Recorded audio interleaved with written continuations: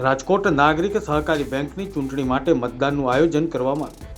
21 ડિરેક્ટરોની ચૂંટણીમાં સહકાર પેનલના 6 ડિરેક્ટર બિનહરીફ થયા છે, જ્યારે સહકાર પેનલના 15 અને સંસ્કાર પેનલના 11 ઉમેદવારો વચ્ચે ચૂંટણી જંગ જામ્યો છે। મતદાર બૂથ પર 35 પોલીસ કર્મીઓ ખડે પગે સજ્જ હતા। કુલ 7 મતદાર મથકો પર ચૂંટણીનું આયોજન કરવામાં આવ્યું છે।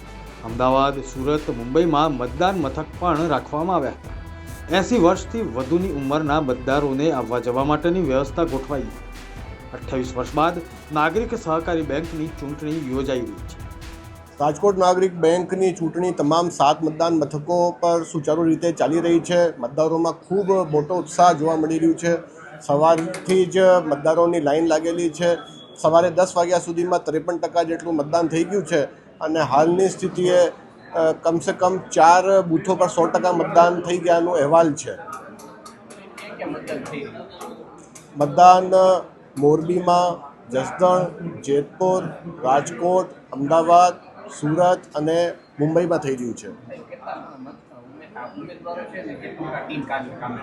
ટોટલ કુલ 21 ડિરેક્ટરોની આ પોસ્ટ હતી। એમાંથી જે છે 2 મહિલા ડિરેક્ટરો છે અને 5 જે છે એ અલગ અલગ રાજકોટ બહારના ડિરેક્ટરો છે। રાજકોટ માટે 13 ડિરેક્ટરોની ચૂંટણી અત્યારે યોજાઈ રહી છે। અહીં ઉલ્લેખનીય છે કે સહકાર પેનલે જ્યોતિન્દ્ર મહેતાની છે અને સંસ્કાર પેનલ કલ્પક મણિયારની છે। આમ આ ચૂંટણીમાં મામા ભાણેજનો જંગ જામ્યો છે। ભાજપ જ્યોતિન્દ્ર મહેતાની સહકાર પેનલને સમર્થન આપી રહ્યું છે, તો ભાજપના વરિષ્ઠ આગેવાન સુરેન્દ્ર પટેલ પણ ડિરેક્ટર તરીકે સહકાર પેનલમાંથી ચૂંટણી લડી રહ્યા છે। ત્યારે 28 વર્ષ બાદ યોજાઈ રહેલી ચૂંટણીમાં કોનું પલ્લું ભારે હશે તે તો પરિણામો બાદ જ સામે આવશે।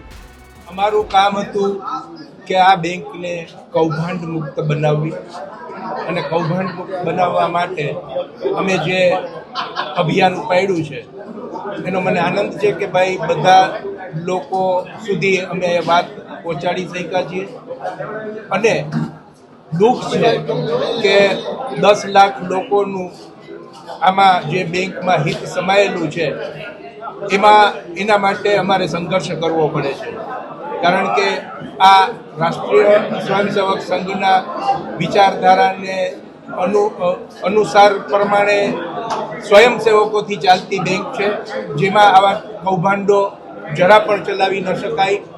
ત્યારે અમારે આટલો સંઘર્ષ કરવો પડે છે એનું અમને દુઃખ છે, પરંતુ એ સાથે આનંદ પણ છે કે ભાઈ અમે જેના માટે કામ કરી રહ્યા છીએ એના સુધી આ વાત અમે ઇફેક્ટિવ રીતે પહોંચાડી શકીએ છીએ। અને જે વાત ચાલી રહી છે કે ભાઈ આરબીઆઈની ક્લીન ચીટ ને વગેરે વગેરે એ સાવ હંબગ છે, કારણ કે 13મી સપ્ટેમ્બરે જ્યારે આરબીઆઈ સાથેની મિટિંગ, હમણાં જ 2 મહિના પહેલાંની વાત કરું છું કે આરબીઆઈ સાથેની મિટિંગ જે હતી એ મિટિંગમાં હું, નલિનભાઈ, જીમીભાઈ, જીએમ સાહેબ, આશુતોષભાઈ જે ઇન્સ્પેક્શન કરી ગયા એ અને ચીફ જનરલ મેનેજર બોમ્બેના આટલા હાજર હતા। એમને બહુ ક્લિયરલી કીધું કે ભાઈ આ જૂનાગઢમાં જે પણ વસ્તુ બની છે એ રેસિડેન્શિયલને કોમર્શિયલ બતાડી એની જંત્રી વેલ્યુને ઇન્ફ્લેટ કરી અને એનાથી પણ હાયર લોન આપવામાં આવી, એને ફ્રોડ કહેવાય નહીં, આવો એમનો જ સવાલ હતો। અને બધા જ ખાતાઓનું એમણે ઓડિટ કરવાનું ફરીવાર આપણા સ્ટેચ્યુટરી ઓડિટર પાસે ઓડિટ કરી અને એનો રિપોર્ટ પ્રમાણે એક્શન કરવાનું એમણે આપણને તાકીદ આપી છે। હવે આ બધું જ વસ્તુઓ છુપાવવામાં આવે અને કેના દ્વારા છુપાવવામાં આવે તો કે આપણા જ પૂજનીય જે ધાર્મિક રીતે આગળ હોય, સાચું કરવાની લોકોને એની પાસેથી અપેક્ષા હોય એ જ લોકો આ બધું કરતા હોય ત્યારે દુઃખ થાય કે આવું શેના માટે આપણે કરવાનું?